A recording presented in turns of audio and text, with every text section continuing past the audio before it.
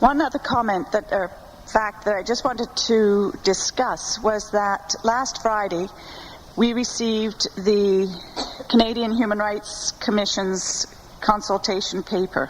I would like to note that the briefs that you will be hearing today, some may comment on the consultation paper, but we do not have anything formally written yet in response to that. Obviously, we've just had it for a week.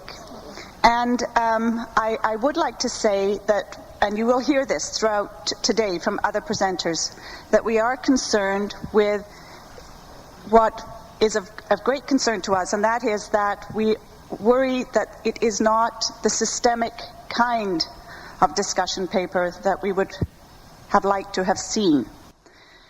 It may be the first step, but we do want to make it clear that this consultation, this process that we are in, is a systemic look at the situation facing women who are federally sentenced, rather than an issues-focused investigation. Having said that, I would like to now turn it over to Caefs, and it will be Kim, who will speak first of all, Kim Pate, the Executive Director, and then we will turn it over to Patricia Montour-Angus to add to our presentation.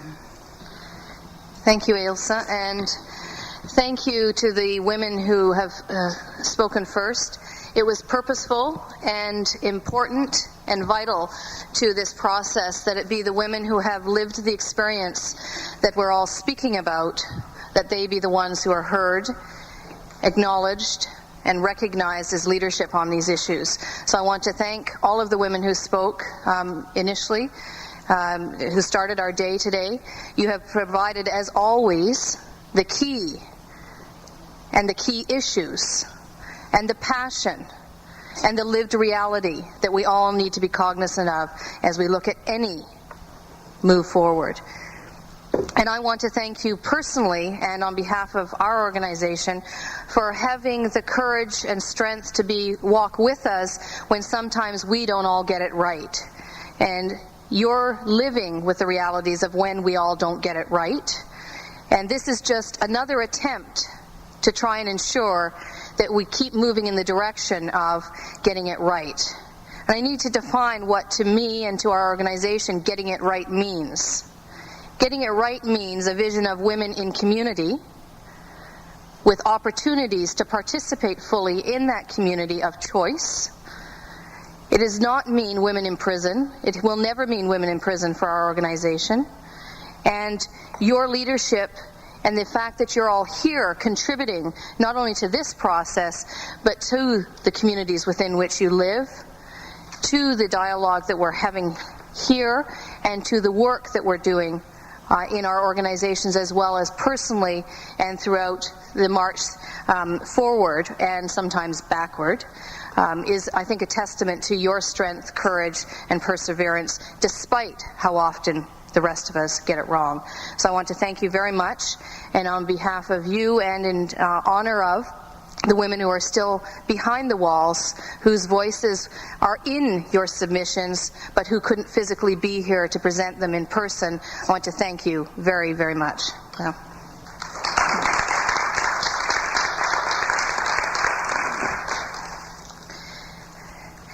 There are some key points that we would like to make. There is a far more detailed submission that will be coming, and as Ailsa has mentioned, one of the issues that we want to start out with is the reality that there should be no longer any question about whether there is discrimination against federally sentenced women, whether that discrimination is rooted in responsibilities that the Canadian government has, whether there needs to be an immediate remedying of that situation.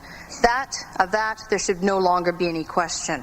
So for us, some of the difficulties of moving along in some of the discussions that have happened to date, almost 2 years since that complaint was launched, is that we need to be starting in a slightly different place than where we have been. And today is an attempt to try and help reframe that a bit.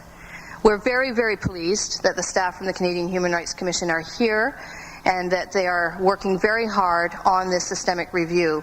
And we want to assist that process. And so we hope that the analysis that you'll hear, the experiences you've already heard today, will help shape that. The issues that you've raised in your discussion paper, I would suggest every single submission you will hear addresses it. It may not be characterized in the way it's been characterized in your discussion paper, but I know you're listening carefully, and I know you'll hear it. Canada is recognized internationally as a leader on human rights.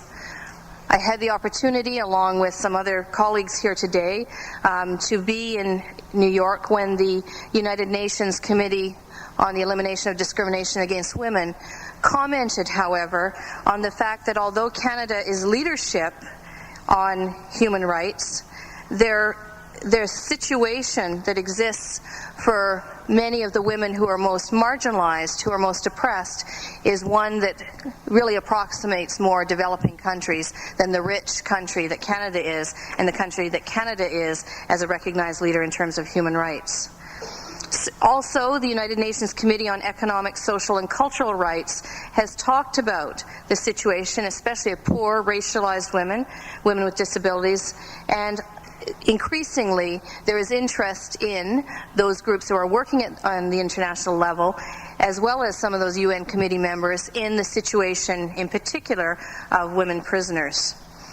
The statistics from Correctional Service of Canada should be known to all, but I need to just reiterate a couple.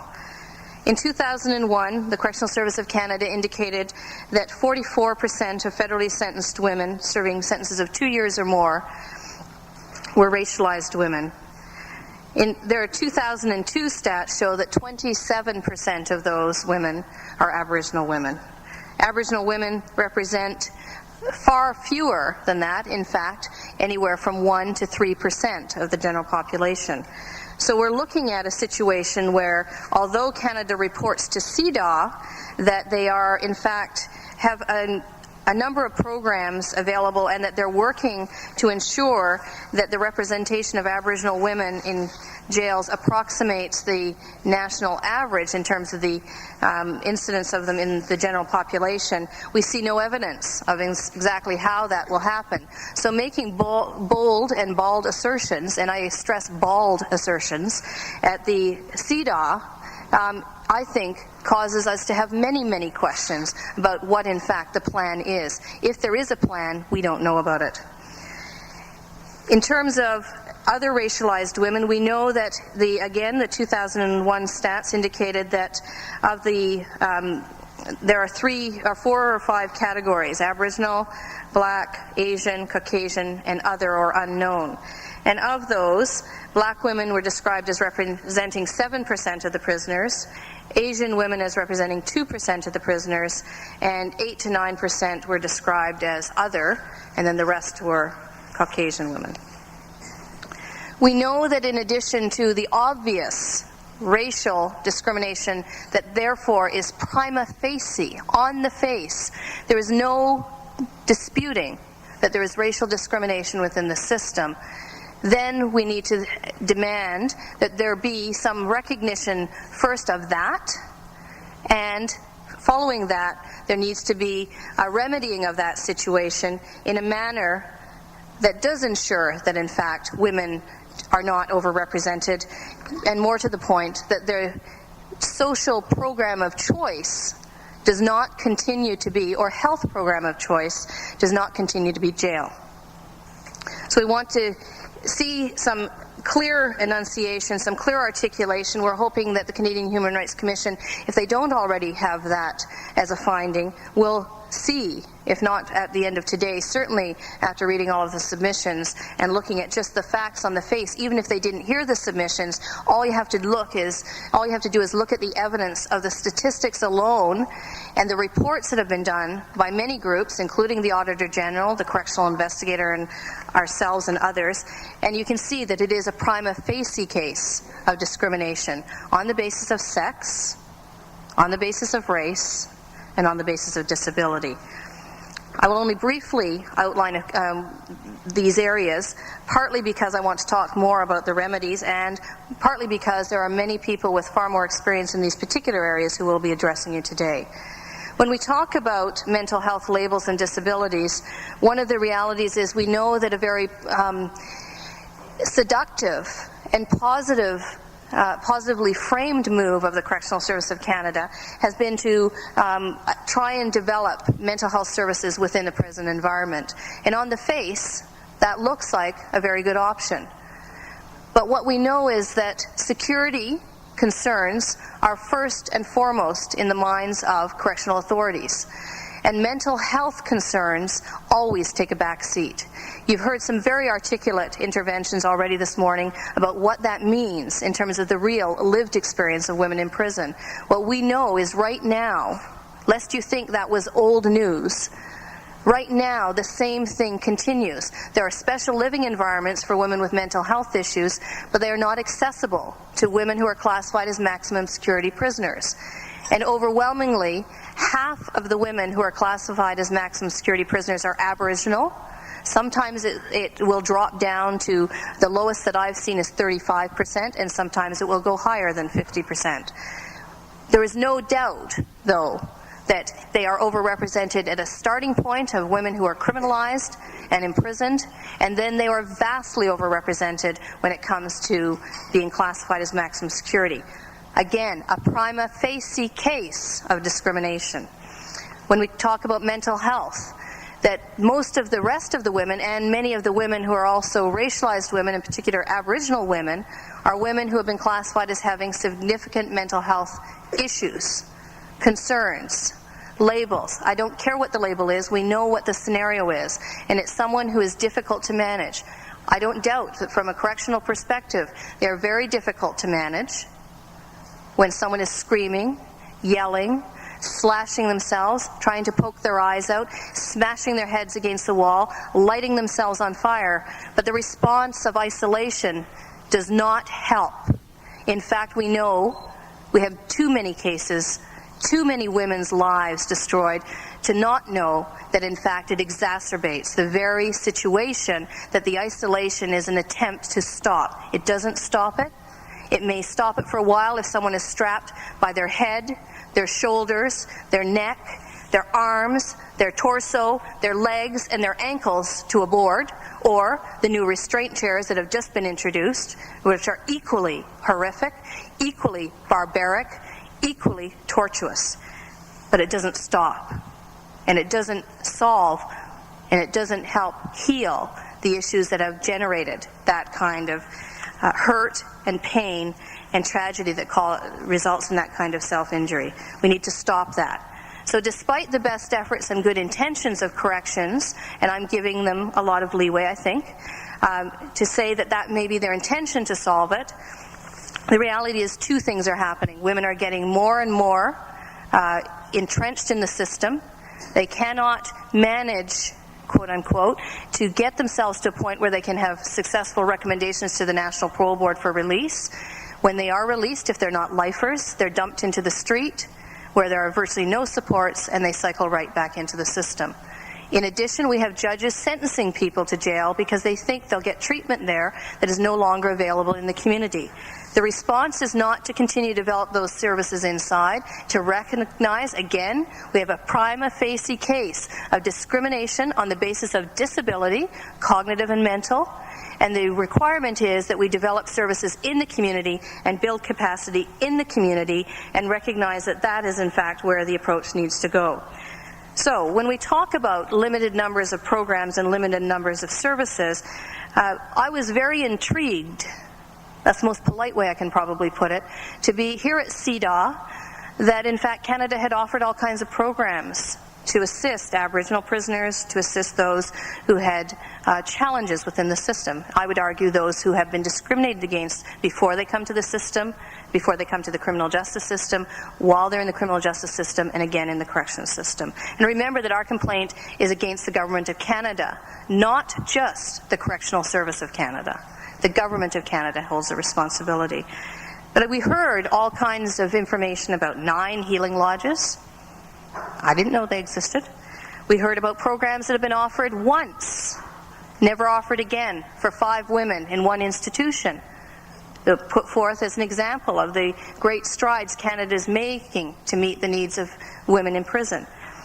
We cannot countenance that kind of direction, that kind of projection, that kind of false information going forth internationally. And I think that if you're not aware that that kind of information is being put forth in Canada's name, then we do need to sit down and go through step by step. But I don't think you need to do that. If in fact that were true, if what Canada said at CEDAW were true, then why are we in the situation we're in? Again, a prima facie case. So what do we want? What do we think needs to be done? Well, it's clear to us that there are a number of remedies that could be imposed, and we're hoping and encouraging, and as has already been mentioned earlier by Strength and Sisterhood, urging the Canadian Human Rights Commission to do what needs to be done and to ensure that as best as possible they ensure that the strongest recommendations come forward to try and remedy the situation. So what do we want to see? We think at the very least there need to be two main areas of remedial action. One is in terms of accountability, and the second is in terms of compensation. Accountability can come in a couple of ways. Madam Justice Arbour, the Task Force on Federally Sentenced Women, many other recommendations that went before have recommended a number of things be in place for women. You know that we know about all the service provisions. I'm not going to get into all the service provisions. As an organization that wants women in the community, we find ourselves in the invidious position of looking for options alternative to the prison and making prison the alternative, and recognizing that the framework we're in right now is that women are not in conflict with the law increasingly. Laws are increasingly in conflict with women. And so we want to not get into a long discussion about which program where and all of that. That is information that could be handled by the sort of national governance body that was anticipated, recommended, and should have been implemented after the Task Force on Federally Sentenced Women, but was not.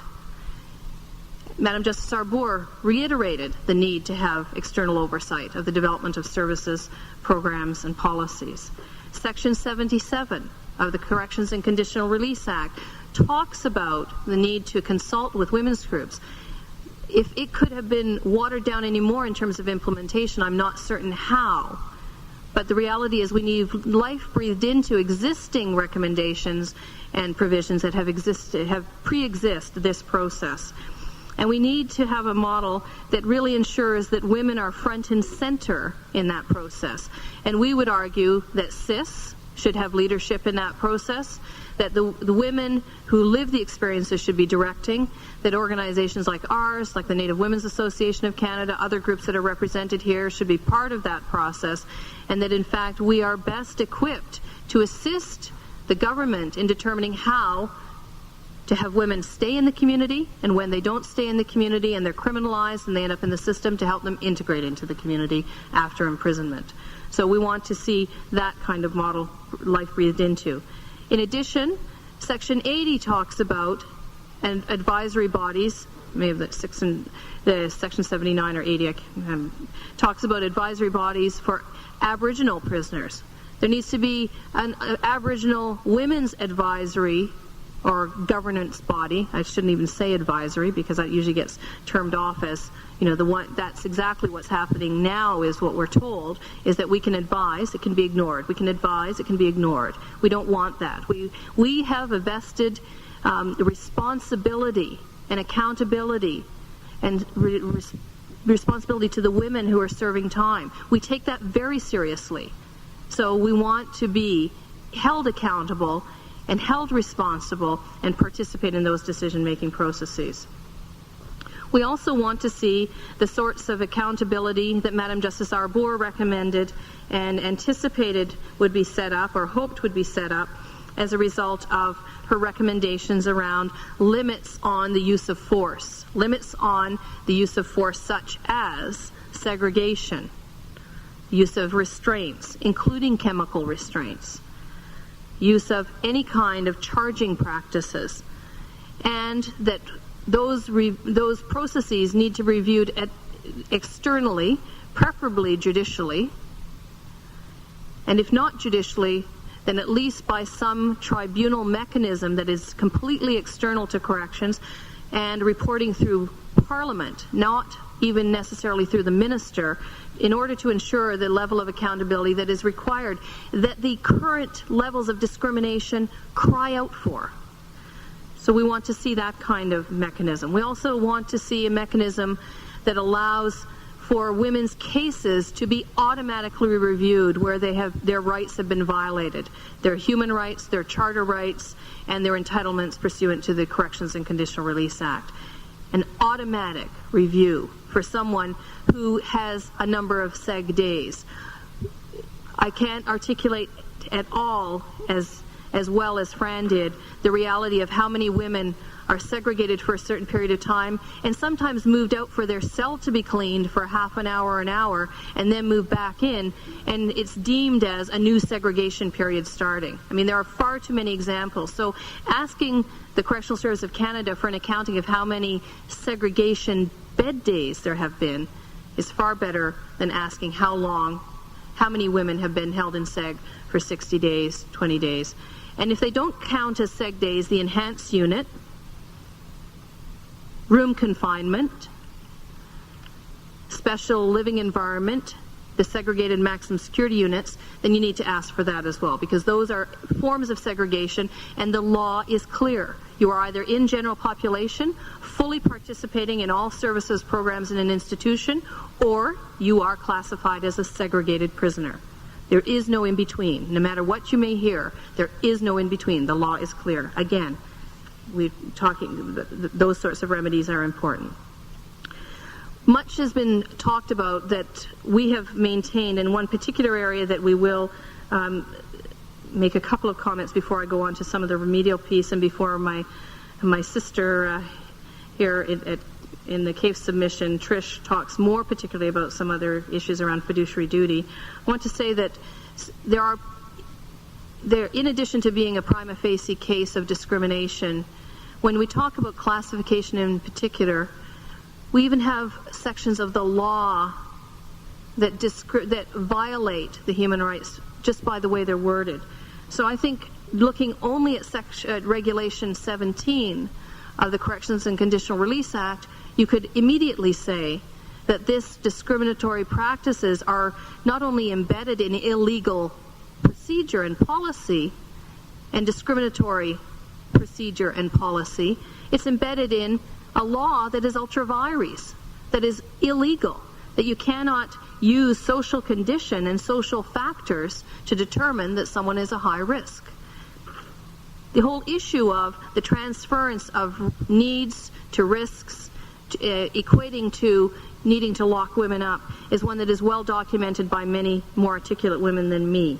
And so I encourage you to, again, revisit those articles, those research papers, and when you're told that, in fact, we need to be told exactly how to fix that discrimination, the way to fix it is to actually redo and undo much that is fundamental to why the entire process is discriminatory, and that is the concept upon which it is based, male models, the notion by which it is introduced, the people who are trained to administer it, and the results.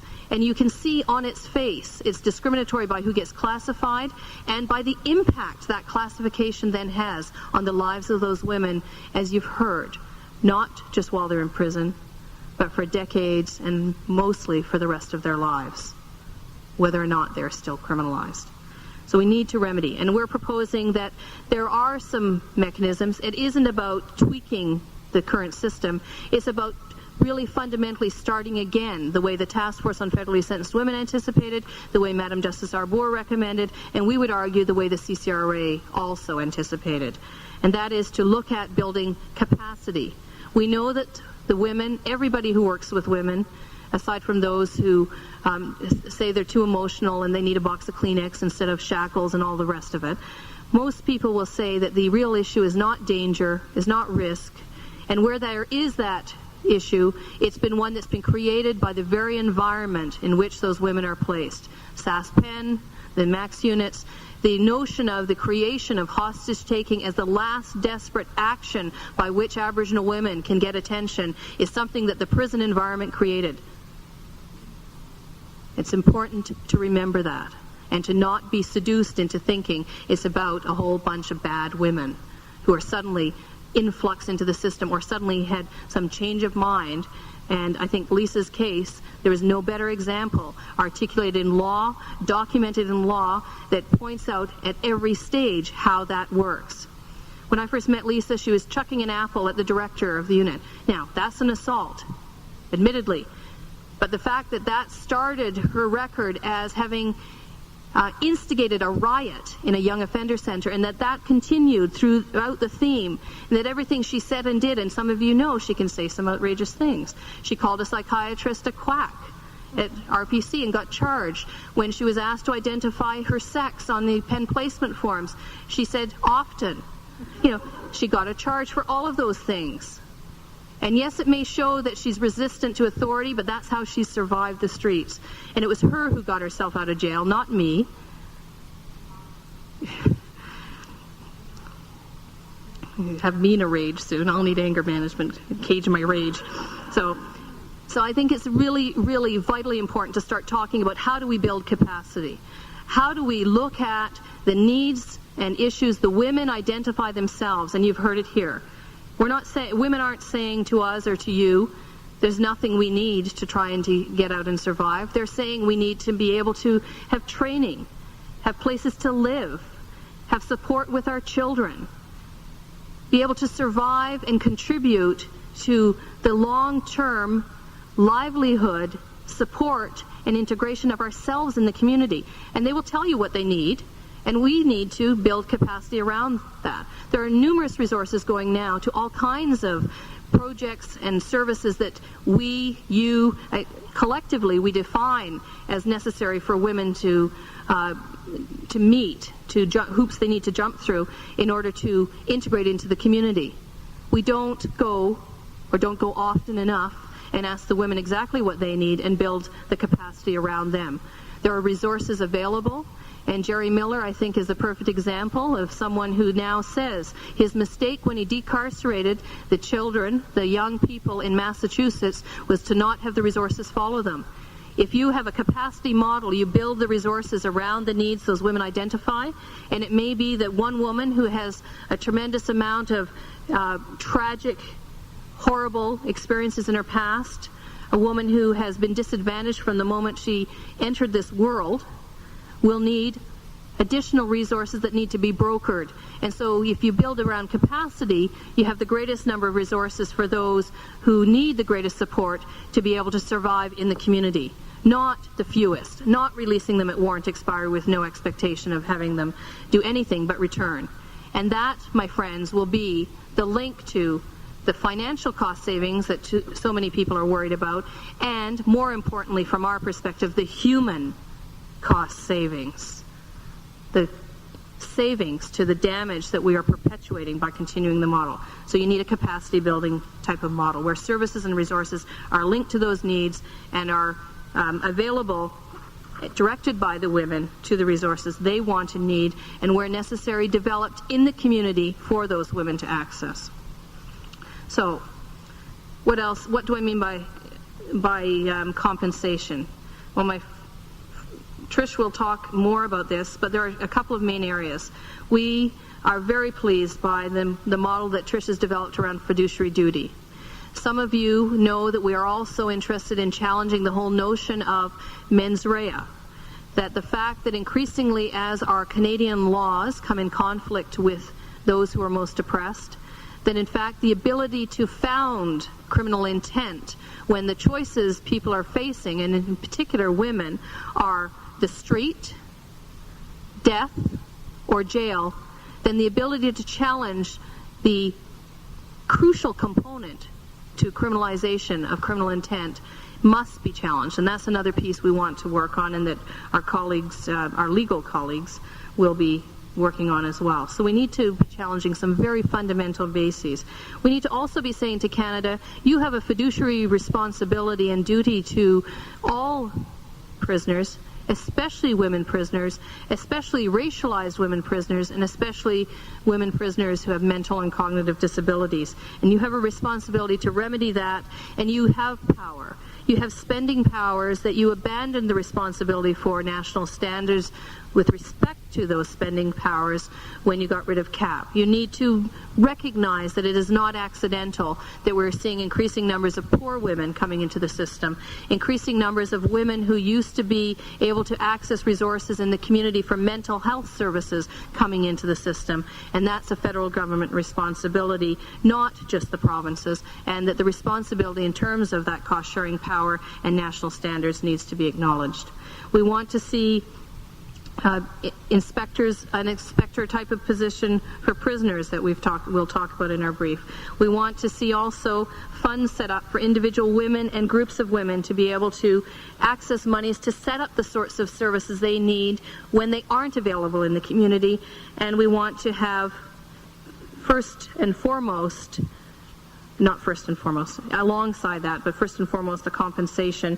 And linked with that, we need to see a prisoner justice fund, similar to the Court Challenges Fund, that was created because there was a recognition when the Charter came in, when that Section 15 protected the most vulnerable and most marginalized groups in our communities, and that they would be groups who wouldn't have access to the resources to bring the court challenges that would be needed to breathe life into Section 15.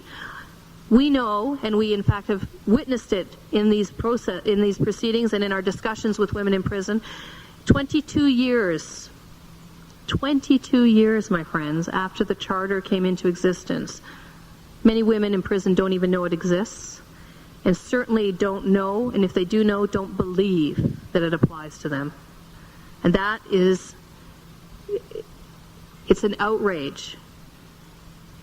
It's a tragedy. It is despicable, and it is absolutely unacceptable in the type of country Canada professes to be, to not have those women have access to the justice they need, the services they need to access the justice that screams out and evades them at this very moment. So I urge you to also include recommendations for those kinds of services. We know then that there will be people who will be willing to. Right now we rely a lot on people who are willing to act for free. With the cuts to legal aid, it's getting more and more difficult for people to act for free when they're practicing law. We need this kind of fund in order to shore up the rights that right now are fairly empty and hollow rights for prisoners. And we urge you to include that as part of the compensation package. And I'll now pass over to Trish, and thank you.